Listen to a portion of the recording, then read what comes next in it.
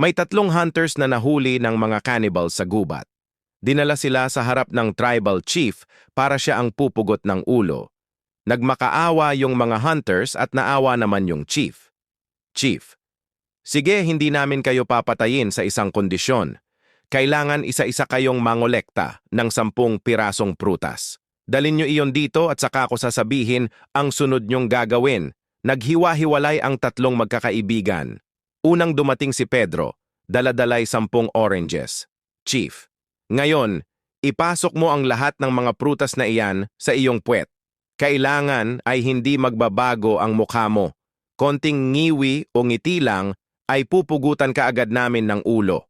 Unang orange pa lang ang pinapasok ay napasigaw agad si Pedro. Agad siyang pinugutan ng ulo. Sunod na dumating ay si Juan, daladalay 10 lansones. Tuwang-tuwa siya nang inexplain sa kanya nung chief kung ano ang kailangan niyang gawin. Juan, sus, sisiw lang pala. Kayang-kaya.